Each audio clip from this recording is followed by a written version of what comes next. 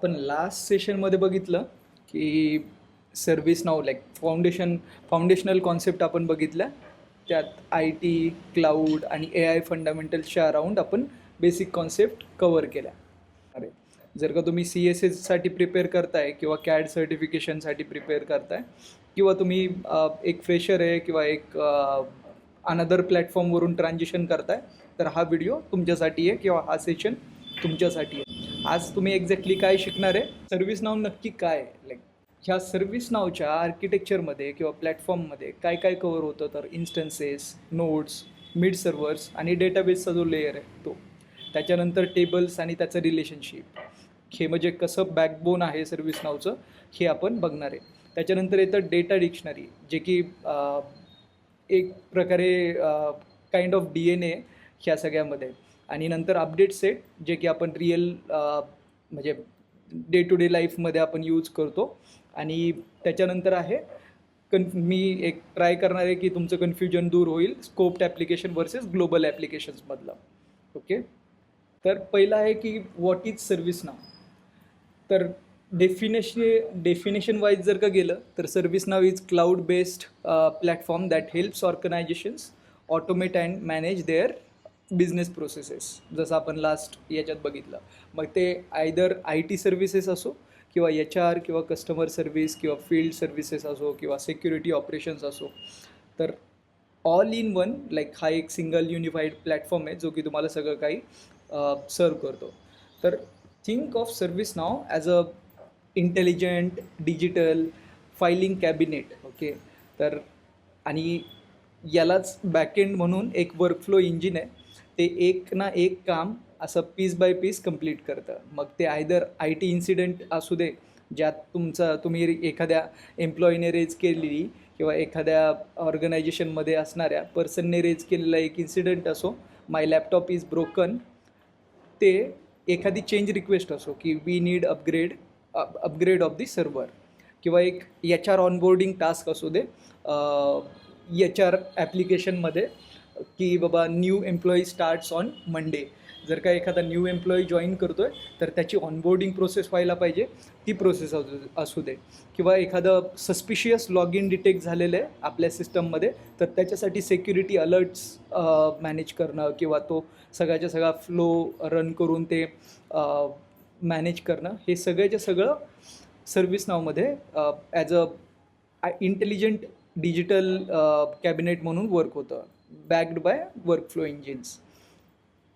तर सगळेचे सगळे सर्व्हिस नावमध्ये जे काही आपण पाहतो ते रेकॉर्ड्स आहेत इन दी टेबल, आणि त्याच्यासोबतच आपल्याला वर्कफ्लोज, नंतर ऑटोमेशन्स आणि रूल्स काही आपल्याला बघायला भेटतात.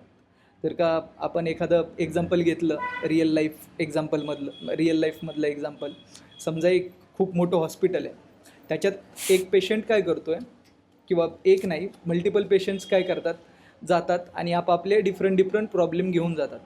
ते जातात रिसेप्शनला आणि प्रत्येकजण आपले जे काही प्रॉब्लेम आहेत ते रिसेप्शनला सांगतात.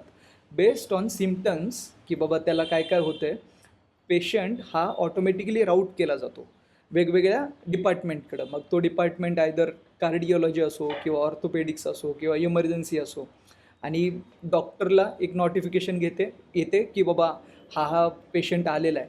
त्याच्यानंतर लॅब टेस्ट ऑटोमॅटिकली असाईन केल्या जातात की ह्या लॅब टेस्ट आपल्याला इनिशियल लॅब टेस्ट म्हणून चेक करायच्यात. नंतर स्टेटस जो आहे त्या लॅब टेस्टचा, तर तो पेशंटच्या फॅमिलीला दिला जातो, डॉक्टरांना दिला जातो, किंवा रेग्युलर जे काही त्या पेशंटसोबत होतं आहे त्याचा अपडेट पेशंटच्या फॅमिलीला दिला जातो. नंतर मग हॉस्पिटल डिरेक्टर आहे, जो मॅनेजर आहे किंवा जो सगळ्याचं सगळं मॅनेज करतो आहे, त्याला रिअल टाईममध्ये डॅशबोर्ड दिसत असतात की प्रत्येक पीसमध्ये काय होतं आहे किंवा किती पेशंट वेट करतायत, किती ॲव्हरेज टाईम किती आहे ट्रीटमेंटचा, किंवा कुठलं डिपार्टमेंट हे ओव्हरलोडेड आहे, ज्याच्याकडे जास्त पेशंट्स आहेत वगैरे वगैरे. तर हे सगळं जर का मॅनेज करायचं असेल तर सर्व्हिस नाव हेच एक्झॅक्टली मॅनेज करतं.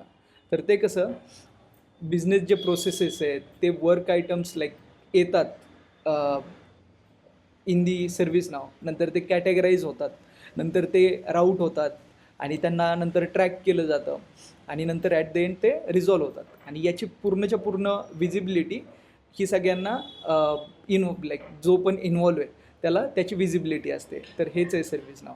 सर्व्हिस नाव आता आपल्याला समजलं की सर्व्हिस नाव काय. सर्व्हिस नाव काही नाही आहे. ServiceNow it is not just a ticketing tool. हे एक टिकिटिंग टूल नाही आहे. म्हणजे सर्व्हिस नावला जर का आपण फक्त टिकिटिंग टूल म्हणलं तर आपल्या हातातल्या स्मार्टफोनला फक्त तो ट्रिंगवाल्या फोनसारखं म्हणलं असं कन्सिडर केलं जाऊ शकतं. तर सर्व्हिस नाव त्याच्या बियॉन्ड आहे. किंवा service now is just not limited for IT like information technology ह्या डिपार्टमेंटसाठीच किंवा ह्या वर्टिकलसाठीच ते लिमिटेड नाही आहे. तर ते HR, ह्युमन रिसोर्स किंवा लिगल किंवा फॅसिलिटीज किंवा सिक्युरिटी किंवा कस्टमर सर्व्हिसेस ह्या खूप साऱ्या वर्टिकल्समध्ये किंवा डोमेन्समध्ये हे काम करतं किंवा तिकडे सर्व्हिसेस प्रोव्हाइड करतं. हे एक ट्रॅडिशनल सॉफ्टवेअर नाही आहे जे की आपण आपल्या लॅपटॉपवरती किंवा मशीनवरती रन करेल. हे काय क्लाउड बेस्ड ॲप्लिकेशन आहे किंवा सॉफ्टवेअर आहे जे ॲप्लिकेशन आहे किंवा प्लॅटफॉर्म आहे आपण जो यूज करू शकतो. प्लॅटफॉर्मचा टाईप काय आहे. सर्व्हिस नाव ह्या प्लॅटफॉर्मचा टाईप हा प्लॅटफॉर्म ॲज अ सर्व्हिस आहे. हा प्लॅटफॉर्म ॲज अ सर्व्हिस नाव क्लायंट्सला देते. इन रिटर्न ते काहीतरी चार्ज करते. तर याची डिप्लॉयमेंट किंवा हे होस्ट कुठं करतं तर हे क्लाउडमध्ये होस्टेड आहे सर्व्हिस नावच्या डेटा सेंटर्समध्ये. याचा डेटाबेस कुठला आहे. MariaDB म्हणून याचा डेटाबेस आहे. MariaDB म्हणजे एक रिलेशनल डेटाबेस आहे जस्ट लाईक MySQL. आणि MySQL हाच डेटाबेस लाईक प्रिव्हियसली सर्व्हिस नावमध्ये होता पण आता तो अपडेट होऊन MariaDB हा यूज केला जातो. याच्यानंतर एक application service like application server कुठलं यूज होतं. एक custom Java based application server use होतं त्याला ग्लाइड म्हणतात. एक स्क्रिप्टिंग लँग्वेज आहे जी की सर्व्हिस नावमध्ये यूज होते. ही सगळी म्हणजे मला तुम्हाला माहीत आहे आणि ही सर्व्हर साईडला यूज होते that is JavaScript. UI फ्रेमवर्कसाठी लाईक फ्रंट एंडसाठी किंवा UI फ्रेमवर्क जेव्हा मी म्हणतो मग मे बी तो वर्कस्पेस असेल किंवा सर्व्हिस पोर्टल असेल किंवा क्लासिकल UI असेल तर त्याच्यात AngularJS यूज होतं. HTML CSS हे यूज होतं. आर्किटेक्चर कसं आहे सर्व्हिस नावचं दॅट इज मल्टी इन्स्टन्स किंवा मल्टी इन्स्टन्स म्हणजे काय. जेवढे कस्टमर्स आहेत त्यांना सगळ्यांना वेगवेगळे इन्स्टन्स आहेत. फॉर एक्झाम्पल PDI पण प्रशांतचा PDI वेगळा आहे, राजचा वेगळा आहे, माझा वेगळा आहे. असं रिलीज सायकल कशी असते म्हणजे सर्व्हिस नाव काय करतं वर्षात म्हणजे आपल्याला सगळ्यांना माहिती आहे सर्व्हिस नावचे वेगवेगळे व्हर्जन्स आहेत which are starting as like letter जो आहे तो ABCDच्या सिरीजमध्ये. आता लेटेस्टमध्ये ते ऑस्ट्रेलिया हे रिलीज करत आहेत. आफ्टर झॅनाडू आणि ज्युरिकच्या नंतर ऑस्ट्रेलिया हे रिलीज करत आहेत. तर रिलीज सायकल कशी असते सर्व्हिस नाव ते कंट्रोल करतं आणि वर्षात 2दा रिलीज करतं. त्याचे फॅमिली नेम्स काय असतात किंवा त्याचे नेम कसे असतात जसं सांगितलं ABCDच्या सिरीजमध्ये असतात. आता लेटेस्टमध्ये आलेले युटा UVWXYZ असे युटा, वॅन्को, वॉशिंग्टन DC किंवा झॅनाडू असे. आता जर का बघितलं की आपल्याला समजलं सर्व्हिस नाव काय तर याची like why do we need ServiceNow. ServiceNow का वापरलं जातं तर यूज केस वाईज जाऊ आपण. एक ITSM जर का यूज केस बघितली तर त्याच्यात सर्व्हिस नाव का वापरलं जाऊ शकतं. आता एक इमॅजिन करा तुम्ही एका कंपनीत काम करताय जिकडे 10,000 एम्प्लॉई आहेत. तुम्ही आता विकेंड संपल्यावर मंडेला जाताय आणि ईमेल सर्व्हर जो आहे तुमचा तो डाऊन होतो, तो वर्क करत नाही आणि 1 मिनिटाच्या आत कोणाचाच ईमेल सेंड होत नाही किंवा रिसीव्ह होत नाही. मग त्या एका इव्हेंटमुळे 500 किंवा 1000 एम्प्लॉईज तुम्हाला कॉल करतायत, ईमेल करतायत किंवा टीम्सवरती पिंग करतायत बिकॉज तुम्ही IT टीम आहे. तर विदाऊट सर्व्हिस नाव हे 500च्या 500 मॅसेजेस किंवा रिक्वेस्ट हे स्कॅटर्ड असणार आहेत. मे बी ईमेल बॉक्समध्ये किंवा तुमच्या व्हॉईस ईमेल्समध्ये किंवा टीम्सच्या मेसेजमध्ये किंवा एक स्टिकी नोट्स म्हणून. तर याचा लाईक जेवढे लोक काम करत आहेत हा सेम प्रॉब्लेम लाईक सगळ्या लोकांना हा सेम प्रॉब्लेम असणार आहे, त्यांना माहीत नसताना सुद्धा. तर आणि CIO जो आहे त्याला याची आयडिया नसणार आहे की how many people R affected किंवा Wien it will be fixed. जे स्टेक होल्डर्स आहेत त्यांना याची आयडिया नसणार आहे की हे कधी होणार आहे फिक्स किंवा काय. आता जर का इमॅजिन केलं तुमच्याकडे सर्व्हिस नाव आहे, तर हे सगळे 500च्या 500 रिपोर्ट जे सेंड झालेत किंवा सॉरी ज्या कन्सर्न्स तुम्हाला आलेत ते सगळे आपण ॲज अ इन्सिडंट म्हणून लॉग करणार आहे. त्याचे सिस्टम ऑटोमॅटिकली डिटेक्ट करणारे हे सगळेचे सगळे एकाच इशूला लिंक होतात किंवा हे एकाच इशूला रिलेटेड आहेत. That is email server is down. मग ते काय करतात, एक सिंगल प्रॉब्लेम रेकॉर्ड क्रिएट करतात आणि तो ईमेल सर्व्हर टीमला असाईन करतात. त्या प्रॉब्लेमला त्या इन्सिडेंटला SLA क्लॉक स्टार्ट होतो किंवा ऑटोमॅटिकली त्याच्यानंतर ऑटोमेटेड स्टेटस अपडेट सेंड केला जातो. जसं पण रिझॉल्व होईल किंवा काय होईल किंवा एखादा वर्क अराउंड प्रोव्हाइड केलं जाईल, हे सगळंच्या सगळं ॲफेक्टेड युजर्सला सेंड केलं जाऊ शकतं आणि CIOला रिअल टाईम डॅशबोर्ड दिसतो. म्हणजे हा इशू रिझॉल्व झाला आहे, किती लोक ॲफेक्टेड युजर्सचा आता इशू रिझॉल्व झालेला आहे, याचं रूट कॉज फिक्स झालं आहे की नाही, हे सगळंचं सगळं डॅशबोर्ड थ्रू हे दिसतं. आणि हीच सर्व्हिस नावची खरी पॉवर आहे. जर का सेकंड आणखी एक एक्झाम्पल घेतलं, HR सर्व्हिस डिलिव्हरी ह्या यूज केसच्या अंडर, तर एक एम्प्लॉई जॉईन करतो आहे, तर सर्व्हिस नाव काय करतं, विदाऊट सर्व्हिस नाव तुम्हाला याची आयडिया असेलच, पण सर्व्हिस नाव काय करतं एक्झॅक्टली, तर IT प्रोव्हिजन स्टार्ट करतं ॲसेट्सचं ऑर मे बी डिव्हायसेसचं. फॉर एक्झाम्पल प्रोव्हिजनिंग स्टार्ट करतं लॅपटॉपसाठी आणि अकाउंटसाठी. नंतर facilitates to assign a desk आणि बॅच क्रिएट करण्यासाठी आणखी एक ट्रिगर करतं. नंतर HR टू शेड्यूल ओरिएंटेशन आणि त्याच्यानंतर manager to complete a welcome checklist. हे सगळ्याचं सगळं ट्रॅक होतं, हे ऑटोमेट होतं आणि सगळ्यांना याची विजिबिलिटी असते. तर याचे मल्टिपल इन्स्टन्स असतात एका कंपनीकडं. कुठले इन्स्टन्स असतात, डेव असतं, टेस्ट असतं, प्री प्रॉड असतं किंवा प्रोडक्शन आणि ॲट द एंड प्रोडक्शन असतं. तर डेव्हलपर इन्स्टन्सला काय होतं, डेव्हलपर इन्स्टन्सला जिकडे बिल्ड आणि तुम्ही एक युनिट टेस्टिंग होते. त्याच्यानंतर टेस्ट किंवा UAT इन्स्टन्सला युजर ॲक्सेप्टन्स टेस्टिंगला तिकडे जी टेस्टिंग टीम आहे तुमची, ती तुम्ही जे डेव्हलप केलं आहे, जे पण डेव्हलपमेंट आहे ते व्हेरीफाय करतं, व्हॅलिडेट करतं. स्टेजिंग किंवा प्री प्रॉड जो इन्स्टन्स आहे, प्री प्रॉड म्हणजे प्रॉडच्या आधी, तिकडे तुम्ही डिप्लॉयमेंट प्लॅन करता, डिप्लॉयमेंट व्हॅलिडेट करता आणि ॲट द एंड प्रोडक्शन म्हणजे लाईव्ह इन्स्टन्स असतो जिकडे रिअल युजर्स असतात. याचं नाव पण तसंच असतं. म्हणजे जर का TCS ह्या कंपनीचा इन्स्टन्स आहे, तर TCS डेव हे असं असू शकतं डेव्हलपर इन्स्टन्ससाठी. जर का हाच IBMचा टेस्ट इन्स्टन्स आहे, तर टेस्ट IBM टेस्ट और IBM UAT असं असतं. आणि प्रॉडमध्ये शक्यतो टेस्ट किंवा डेव असं ॲड करत नाही किंवा प्रॉड ॲड करत नाहीत, ॲज इट इज कंपनीचं नेम ते ठेवतात.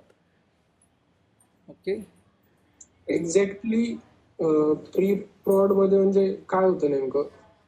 फायनल Prod आणि व्हॅलिडेशन pre-prod. होतात. हां, फायनल व्हॅलिडेशन होतात. म्हणजे सपोज मी एक डिप्लॉयमेंट करतो आहे एका ॲप्लिकेशनची, एका ओव्हरऑल डेव्हलपमेंटची, तर तिकडे भरपूर चान्स असा असतो की मी जेव्हा टेस्ट टू डिरेक्टली प्रॉड करतो आहे, तर इन्स्टन्सच्या चेंजेसमुळं किंवा त्यांच्यामध्ये असलेल्या डिफरन्समुळं भरपूर कॉन्फ्लिक्ट क्रिएट होतात. भरपूर डिप्लॉयमेंटच्या टायमिंगला एरर्स येतात आणि तुमचा जो कोड आहे तो प्रॉडला जाऊन फाटतो किंवा त्यालाच आपल्या भाषेत फाटतो म्हणतात, पण त्याच्यात एरर येतात, फंक्शनॅलिटीज वर्क करत नाहीत. आपण एक कंपोनंट पाठवलेला तो डेववर वर्क होतो, टेस्टवर वर्क होतो, पण बिकॉज ऑफ फ्यू रिझन्स प्रॉडवरती होत नाही. तर प्री प्रॉड किंवा स्टेजिंग इन्स्टन्स हा रिप्लिका असतो प्रोडक्शनचा ॲज इट इज. त्यामुळं काय होतं, तुम्ही जे इकडं स्टेजिंगवरती करताय, सेम तुम्हाला प्रोसेस प्रॉडवरती करायला भेटते आणि त्यातूनच तुम्हाला काय होतं, काय काय इश्यू येऊ शकतात, काय काय एरर्स येऊ शकतात, कॉन्फ्लिक्ट्स येऊ शकतात, किंवा कुठली फंक्शनॅलिटी वर्क नाही करत आहे त्याच्यासाठी काय काय वर्क अराउंड करावं लागेल, किंवा काय डिप्लॉयमेंटमध्ये चेंजेस करावे लागतील, हे सगळ्याच्या सगळं तुम्ही तिकडं प्री प्रॉडला प्लॅन करतात. आता बऱ्याच कंपनींकडे स्टेजिंग इन्स्टन्स नसतो, ते टेस्ट इन्स्टन्सलाच ॲज अ प्री प्रॉड म्हणून यूज करतात. डेव्हलपमेंट असतो, टेस्ट इन्स्टन्स असतो आणि प्रोडक्शन इन्स्टन्स असतो. मी असं पण पाहिलं आहे की कंपनींकडे फक्त डेव्हलपमेंट प्लस प्रोडक्शन इन्स्टन्स आहे, ज्यात ते डेव्हमध्ये डेव्हलप करतात आणि प्रॉडमध्ये डिप्लॉय करतात. जे पण इश्यू असतील ते त्यांच्या बजेटवरती डिपेंड आहे, आणि बऱ्याच गोष्टी आहेत त्याच्यात. तर सर्व्हिस नाव प्लॅटफॉर्म आर्किटेक्चर त्यातला एक कंपोनंट आहे युअर इन्स्टन्स. प्रत्येक कस्टमरला हा त्याचा एक इन्स्टन्स असतो, आणि तो कसा दिला जातो, किंवा काय त्याचं नेमिंग कन्व्हेन्शन कसं असतं. तर प्रत्येक इन्स्टन्सला एक युनिक नेम असतं. म्हणजे जर का टी सी एस ह्या कंपनीचा जर का इन्स्टन्स आहे हा, तर तो असा असू शकतो tcs.servicenow.com, किंवा IBMचा आहे IBM.servicenow.com, किंवा कुठल्या पण कंपनीचा त्यात कंपनी नेम .servicenow.com हे असं असतं. आता मी जस्ट IBM.com टाकलं होतं, तर मी डिरेक्टली तिकडे राऊट झालो आहे, म्हणजे IBMचा हा एक इन्स्टन्स आहे. मल्टी इन्स्टन्स आर्किटेक्चर आहे हे, मल्टी टेनंट आर्किटेक्चर नाही आहे. मल्टी टेनंट आर्किटेक्चरमध्ये काय होतं, डेटाबेस हा शेअर केला जातो. आता हे मल्टी टेनंट आर्किटेक्चर हे Salesforce ह्या ॲप्लिकेशनमध्ये वापरलं जातं, आणि मल्टी इन्स्टन्समध्ये प्रत्येक कस्टमरला एक त्यांचा ओन डेटाबेस असतो, त्यांचा ओन ॲप्लिकेशन सर्व्हर असतो. याने काय होतं, मल्टी इन्स्टन्स ॲप्रोचमुळं किंवा आर्किटेक्चरमुळं तर बेटर सिक्युरिटी प्रोव्हाइड होते, इंडिपेंडंट अपग्रेड शेड्यूल करू शकतात. म्हणजे customer to customer, for example IBM असेल, किंवा मला हे रिलोड करू द्या, किंवा TCS असेल, ते त्यांचं स्वतःचं अपग्रेड शेड्यूल करून अपग्रेड करू शकतात ॲज पर देअर कन्व्हिनियन्स. याच्यात नो नॉयझी नेबर परफॉर्मन्स इश्यू, म्हणजे जर का शेअर्ड डेटाबेस असेल आणि दोन जर का कंपनींचं एकाच डेटाबेसला ॲक्सेस होतो आहे किंवा प्रोसेस होतो आहे, तर त्या केसमध्ये एका कंपनीच्या किंवा एका कलिगच्या नेबरच्या हाय परफॉर्मन्स किंवा हाय हेवी परफॉर्मन्समुळं त्याच्या नेबरला किंवा तुम्हाला पण त्रास होऊ शकतो. कस्टम कॉन्फिगरेशन्स डोंट ॲफेक्ट अदर कस्टमर्स, म्हणजे तुमच्या जरी इन्स्टन्सला तुम्ही खूप कस्टमायझेशन्स केले तरी याचा दुसऱ्यांना त्रास होत नाही. हे जे क्लायंट लेअर आहे, तर ह्या क्लायंट लेअरमध्ये क्लायंट लेअरमध्ये मल्टिपल UIज असतात. आयदर तो क्लासिकल UI असेल जो की हा आहे, किंवा दुसरा UI असतो वर्कस्पेस UI, जिकडे सगळेचे सगळे मल्टिपल ॲप्लिकेशन्स कंबाईंड असतात. एकाच विंडोवरती मल्टिपल ऑपरेशन्स एक्झिक्यूट होतात. इकडे तुम्हाला डॅशबोर्ड्स पण दिसतील, लिस्ट ऑफ रेकॉर्ड्स पण दिसतील, असं बऱ्याच गोष्टी, आणि एकाच विंडोमधून तुम्ही हवे ते टास्क करू शकता असं.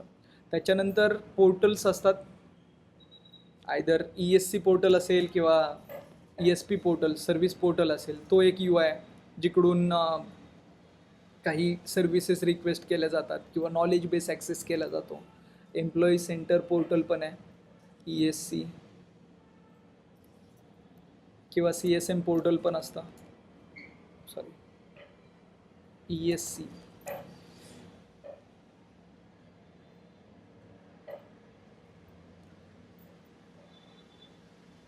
तर हे जरी UI वेगवेगळे असतील, त्यांच्यामध्ये असणारं नेटवर्क लेअर हे सेम आहे, आणि नेटवर्क लेअरलाच अटॅच्ड ॲप्लिकेशन लेअर आहे. ॲप्लिकेशन लेअर नंतर डेटाबेस लेअर, नंतर शेअर्ड सर्व्हिसेस, आणि at the end customer on premise like network layer, जिकडे मिड सर्व्हर रिसाईड करतो. त्याच्यानंतर त्याच्यात असतो एक ॲप्लिकेशन नोड किंवा ॲप्लिकेशन हावाला लेअर. तर ॲप्लिकेशन लेअर म्हणजे काय, तर एक थिंक करा, तुम्ही किराणा स्टोअरमध्ये एक कॅशियर आहे, तर तो काय करतो, जेव्हा पण त्याच्याकडे जास्त गर्दी होते तेव्हा तो आणखी एक कॅशियरचा लेन ॲड करतो, आणि जे पण कस्टमर आहेत तो एक इंडिपेंडेंटली हँडल करायचा, लाईक तो एकटा हँडल करायचा, ते तो राऊट करतो आणि मल्टिपल कॅशियर्स एकाच वेळेस कस्टमर्सला इंडिपेंडेंटली हँडल करतात आणि त्यांचे बिल बनवून त्यांचे हे करतात, काय म्हणतात त्याला, त्यांना सर्व करतात बेसिकली. म्हणजे फॉर एक्झाम्पल कुठलं पण एक ऑपरेशन रन होतं आहे, फॉर एक्झाम्पल ॲप्लिकेशन लेअरमध्ये, ॲप्लिकेशन नोडमध्ये ग्लाइड इंजिन किंवा बिझनेस रूल एक्झिक्यूट होतो आहे किंवा स्क्रिप्ट इन्क्लूड किंवा एक शेड्यूल जॉब एक्झिक्यूट होतो आहे, तर त्यामध्ये फर्स्ट ॲप्लिकेशन नोड बिझी आहे. तर जेव्हा पण दुसरी रिक्वेस्ट काय पण येईल, फॉर एक्झाम्पल इकडे बिझनेस रूल एक्झिक्यूट होतो आहे आणि दुसरी रिक्वेस्ट ही वर्कफ्लो एक्झिक्यूट करायची येते, तर ती ॲप नोड नंबर 2कडे राऊट होणार आणि तिकडे ती सर्व होणार. आणि हे कशाने केलं जातं, तर हे राऊटिंग कशाने केलं जातं, हे लोड बॅलन्सरने केलं जातं. हे काय करतं, distribute traffic across application nodes. हे एक कोर कॉन्सेप्ट आहे जी की यूज केली जाते इकडे. सर्व्हिस नाऊ इन्स्टन्सला मल्टिपल ॲप्लिकेशन नोड असतात. PDIला माझ्या अंदाजे 2 ॲप्लिकेशन नोड असतात आणि कस्टमर इन्स्टन्सला 4, 6, 8 अशा बेस्ड ऑन देअर कॅपॅसिटी किंवा त्यांनी जे पण इन्स्टन्स कॉन्फिगरेशन घेतलेलं आहे सर्व्हिस नाऊकडून त्याच्यावरती ते डिपेंड असतं. आता हे सगळेचे सगळे नोड जरी इंडिपेंडेंटली वर्क होत असतील, याच्याकडे बिझनेस रूल वेगळा रन होतो आहे, इकडे स्क्रिप्ट इन्क्लूड वेगळं ऑपरेशन रन होतं आहे, इकडे काहीतरी वर्कफ्लो एक्झिक्यूट होतो आहे, तरी हे सगळेचे सगळे सेम डेटाबेसला क्वेरी करत असतात, सेम डेटाबेसला यूज करत असतात. याने काय होतं लोड बॅलन्सरमुळं, तर स्केलेबिलिटी, आपण पाहिजे तेवढे ऑपरेशन स्केल करू शकतो. आणि जरी एक नोड डाऊन असेल, एक नोड बिझी असेल, तरी दुसरा नोड युजरच्या किंवा जे पण कुठल्या पण क्यूमध्ये ऑपरेशन्स येत आहेत तर ते हँडल करू शकतो. त्यामुळं मग प्रत्येक वेळी हा वाला ॲप्लिकेशन लेयर हा अवेलेबल असतो. त्याच्यानंतर आहे हा मारिया डेटाबेस. हा एक रिलेशनल डेटाबेस आहे, ज्यात मल्टी इन्स्टन्स आर्किटेक्चरमध्ये डेडिकेटेड डेटाबेस असतो आपल्या इन्स्टन्ससाठी. आणि डेटाबेस म्हणजे काय, जिकडे आपले सगळेचे सगळे टेबल्स आहेत, फॉर एक्झाम्पल इन्सिडेंट टेबल आहे, टास्क टेबल आहे, सिस युजर टेबल आहे. इकडे मी हे पण केलेलं आहे, लाईक क्लॅरिफिकेशन पण ॲड केलेलं आहे. हा मारिया DB यूज होतो. तर प्रत्येक इन्स्टन्सला एक डेटाबेस असतो आणि every ServiceNow table maps to database table. तर याच्यात सगळ्याच्या सगळा डेटा हा एन्क्रिप्टेड असतो ॲट रेस्ट, आणि बॅकअप्स हे सर्व्हिस नाव मॅनेज करतं किंवा हे मल्टी टेनंट नाही आहे. त्यामुळं आपला जो डेटा आहे, म्हणजे मल्टी टेनंट नाही आहे म्हणजे माझा डेटाबेस हा दुसऱ्या कंपनीशी शेअर केलेला नाही आहे, त्यामुळं फक्त माझा डेटा मीच ॲक्सेस करू शकतो असं आहे. याच्यानंतर आहे मिड सर्व्हर. मिड सर्व्हर काय, तर त्या मिड ह्या वर्डचा हे काय लॉंग फॉर्म काय, तर एक सेकंड मी इकडे स्क्रोल करतो. मिड सर्व्हर, तर मिड सर्व्हर म्हणजे मॅनेजमेंट, इन्स्ट्रुमेंटेशन अँड डिस्कवरी. हे काय असतं, हे एक जावा ॲप्लिकेशन असतं. हे झालं याचं टेक्निकल टर्मने, ओके. पण आता एक इमॅजिन करा, सर्व्हिस नाव नावाचा एक पर्सन आहे जो की क्लाउड सिटीमध्ये आहे, म्हणजे एक ढगांमध्ये काहीतरी एक सिटी आहे असं इमॅजिन करा, आणि सर्व्हिस नाव तिकडे राहतो आहे आणि त्याला आपण जिकडे राहतो आहे ते ग्राउंड लेवलला राहतो आहे. इकडे एक सिटी आहे, इकडे मी आहे, किंवा मिड सर्व्हर म्हणजे मी आहे, मी राहतो इकडे, आणि क्लाउड सिटी म्हणजे क्लाउड सिटीमध्ये सर्व्हिस नाव राहतो आहे. तर सर्व्हिस नावला जेव्हा जेव्हा ग्राउंड लेवलला येऊन काही गोष्टी चेक करायच्या असतात, तेव्हा मिड सर्व्हर हा एक ट्रस्टेड कुरिअर किंवा एक काय म्हणतात कुरिअरच हा ग्राउंड सिटीला राहणारा मदत करतो. सर्व्हिस नाव काय करतो, एक इन्स्ट्रक्शन सेंड करतो मिड सर्व्हरकडे जो की ग्राउंड सिटीला आहे, जो की कुरिअर म्हणून काम करणार आहे. तो कुरिअर काय करतो, ज्या पण इन्स्ट्रक्शन भेटल्यात त्या लोकली एक्झिक्यूट करतो, आणि त्याचा जो पण काही हे येईल, रिझल्ट येईल, तो क्लाउड सिटी सर्व्हिस नावकडे पाठवतो. तर सेम सर्व्हिस नाव काय आहे, एक जावा बेस्ड ॲप्लिकेशन आहे जे की विंडोज किंवा लिनक्स मशीनमध्ये रन होतं. हे कुठं रन होतं, कस्टमरच्या एन्व्हायरमेंटमध्ये, कस्टमरच्या नेटवर्कमध्ये. कस्टमरच्या नेटवर्कमध्ये आपला सर्व्हिस नाव इन्स्टन्स नाही आहे, पण सर्व्हिस नावला जर का काही डेटा घ्यायचा आहे कस्टमरच्या इन्स्टन्समधून, फॉर एक्झाम्पल सर्व्हर डेटा, किती सर्व्हर आहेत, किती राउटर आहेत, किती ॲप्लिकेशन्स आहेत, हे सगळ्याचं सगळं CMDBमध्ये पॉप्युलेट करायचं आहे बाय युजिंग डिस्कवरी. त्यामध्ये मिड सर्व्हर यूज करतात.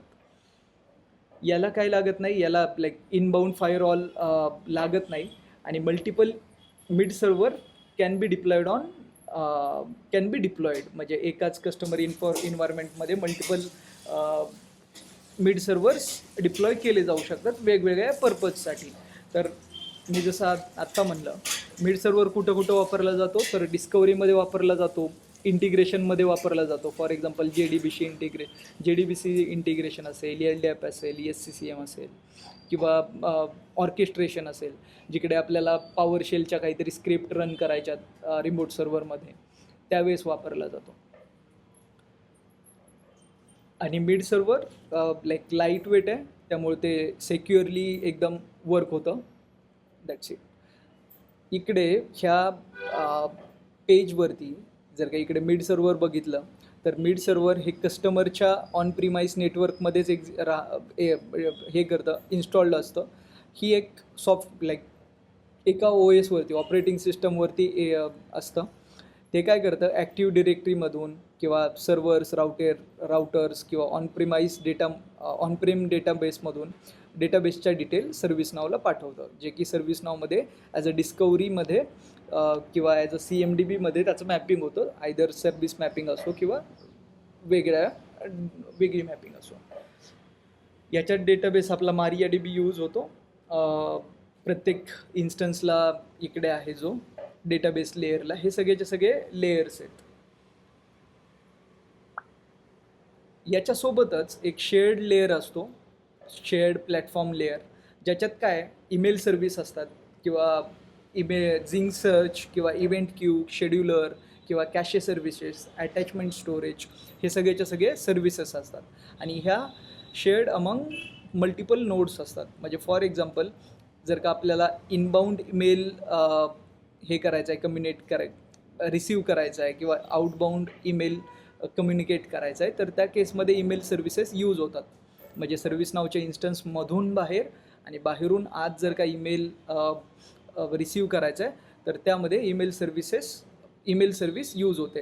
ते काय करतं, SMTP सपोर्ट करतं आणि POP IMAP सपोर्ट करतं. याच्या व्यतिरिक्त झिंग सर्च हे सर्व्हिस नाव यूज करतं as a search engine. Zing नावाचं, जे की indexes all tables from fast keyword lookups.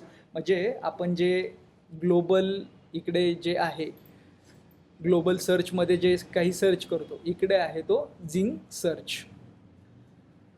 परत एकदा इकडे जातो. याच्या व्यतिरिक्त शेड्युलर आहे. म्हणजे जर का शेड्यूल टाईम बेस्ड कुठलं पण एखादा रिकरिंग जॉब आहे, तर तो schedule job as a schedule job run होतो. किंवा इम्पोर्ट सेट्स असतील, किंवा SLA जे कॅल्क्युलेशन होतं SLAचं, ते सगळ्याचे सगळं शेड्युलरने होतं. आपण जर का stats.do केलं, तर सगळ्याच्या सगळ्या डिटेल्स आपल्याला दिसतात. stats.do म्हणजे स्टॅटिस्टिक्स पेज आहे सर्व्हिस नावचं, जे की तुम्हाला शो करतं की कुठला बिल्ड आहे, कुठला व्हर्जन आहे करंट. तर हे माझं इन्स्टन्स ज्युरिकवरती आहे. नोड ID कुठली आहे, इन्स्टन्स ID कुठली आहे, किंवा इन्स्टन्स नेम काय आहे, आणि सगळ्या डिटेल, IP ॲड्रेस, नंतर मिड, बिल्ड स्टॅम्प, एक्झॅक्टली कुठलं व्हर्जन, कुठला पॅच आहे, कुठला लोड बॅलन्सर आहे, हे सगळ्याचे सगळं डेटाबेस लॅटन्सी किंवा सर्व्हलेट मेमरीज किंवा सर्व्हलेट स्टॅटिस्टिक्स, हे सगळ्याचे सगळं युटिलाइज करून आपल्या प्लॅटफॉर्मची हेल्थ पण चेक केली जाते. असं. आत्तापर्यंत आपण मोस्टली थेरॉटिकल बघत होतो. आता टेबल्स अँड रिलेशनशिपकडे जाण्याआधी मे बी मी एकदा आपला जो UI तो एकदा एक्सप्लेन करतो.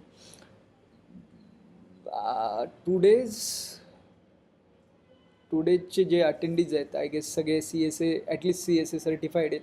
मग त्यांना लाईक तुम्हाला नॉलेज आहे, पण तरी पण एकदा 2 मिनिट देऊन मी हे एक्सप्लेन करतो. तर ServiceNow हा जो लोगो आहे, इकडे तुमच्या कस्टमरचा किंवा क्लायंटचा लोगो तुम्ही ॲज अ अंडर ब्रँडिंग हे करू शकता. जेव्हा तुम्हाला एक फ्रेश इन्स्टन्स भेटतो तो असा असतो ज्यात हे पिन केलेलं नसतं. ऑलमध्ये सगळेच्या सगळे ॲप्लिकेशन्स आणि त्याच्या अंडर असलेले मॉड्यूल्स तुम्ही नॅव्हिगेट करू शकता. फॉर एक्झाम्पल इन्सिडेंट, इकडून जर का मला हा इन्सिडेंट म्हणजे असाइन टू मी, हे वाले इन्सिडेंट्स जर का मला फेवरेट्स म्हणून ॲड करायचे आहेत, हे मी मल्टिपल टाइम्स यूज करतो, तर मी हे याला ॲज अ फेवरेट म्हणून ॲड करणार. तर हे फेवरेट्स कुठे दिसतात, तर हा आहे नेक्स्ट मेन्यू आयटम फेवरेट्स. तर मी इकडे incident assign to me add केलेले आहेत. तर हे इकडून मी डिरेक्टली लाईक मल्टिपल टाइम्स जे पण यूज करणार आहे ते इकडून मी ॲक्सेस करू शकतो. त्यानंतर आहे हिस्ट्री काय करते, तुम्ही जे पण कॉन्फिगरेशन किंवा रेकॉर्ड्सवरती जाता तर त्याची हिस्ट्री ट्रॅक करते. हे पण तुम्ही एक quick like for example me last 5 मिनिट्समध्ये 10 मिनिट्समध्ये किंवा येस्टरडेमध्ये कुठले तरी रेकॉर्ड ॲक्सेस केले तर म्हणजे क्विकली जर का ॲक्सेस करायचे तर मी ते इकडून ॲक्सेस करू शकतो. त्याच्यानंतर आहे वर्कस्पेसेसचा लाईक ॲटलिस्ट तुम्हाला जर का ॲटलिस्ट 1 वर्कस्पेसचा ॲक्सेस असेल तर इकडे तुम्हाला वर्कस्पेसेस हा वाला मेन्यू आयटम दिसतो. जर का वर्कस्पेस ॲटलिस्ट तुम्हाला 2 वर्कस्पेसचा ॲक्सेस असायला पाहिजे, तेव्हा वर्कस्पेसेस इकडे दिसतं. अदरवाईज जर का एकच असेल तर तो वर्कस्पेस इकडे ॲज अ ॲसेट वर्कस्पेस जसं दाखवलं आहे तसा एक वर्कस्पेसचा बस एक पिल म्हणून हेडिंग पिल म्हणून शो केला जातो. त्याच्यानंतर आहे ॲडमिनच्या अंडर पण काही वर्कस्पेस आहेत जे की लाईक नाव असिस्ट ॲडमिन किंवा ॲप्लिकेशन मॅनेजर किंवा सिक्युरिटी सेंटर, हे सगळेचे सगळे आहेत. त्याच्यानंतर आहे ॲप्लिकेशन पिकअप, ग्लोबल सर्च. इकडे ग्लोबल सर्चमध्ये मी एक इन्सिडेंट नंबर सर्च करू शकतो किंवा ग्लोबली कुठलं पण फॉर एक्झाम्पल ईमेल इश्यू असं काहीतरी मी जर का सर्च केलं तर रिलेटेड जे पण रेकॉर्ड्स आहेत डेटाबेसमध्ये तर ते बाय युझिंग झिंग सर्च हे इकडे दाखवलं जातं. For example unable to connect to email, हे इन्सिडेंट्स आहेत. इश्यू विथ ईमेल, हे सगळेचे सगळे इन्सिडेंट शो करत आहे. त्याच्यासोबत हे प्रॉब्लेम्स पण शो करत आहे.